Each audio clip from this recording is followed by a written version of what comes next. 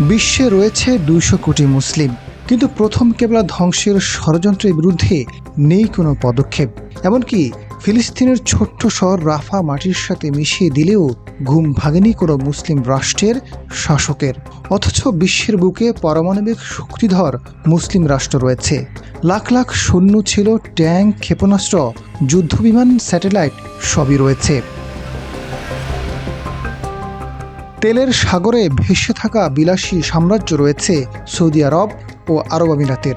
কিন্তু গাজার অ্যাম্বুলেন্সগুলো নিঃশব্দে নিরুপায় দাঁড়িয়েছিল রাস্তায়, জোটেনি এক ফোঁটা পেট্রোল। শতাব্দীর পর শতাব্দী ধরে বয়ে চলা মিশরীয় নীল নদীর পাশেই কাঁপতে কাঁপতে মাটিতে লুটিয়ে পড়েছিল গাজার শিশুরা। অথচ তৃষ্ণা নিবারণে কোনো কাজে আসেনি। এমনকি গোয়েন্দা বাহিনী, আধুনিক প্রযুক্তি, হাইড্রোজেন পরমাণু বোমা থাকলেও গাজার আকাশে একটিরও ছোঁয়া পড়েনি।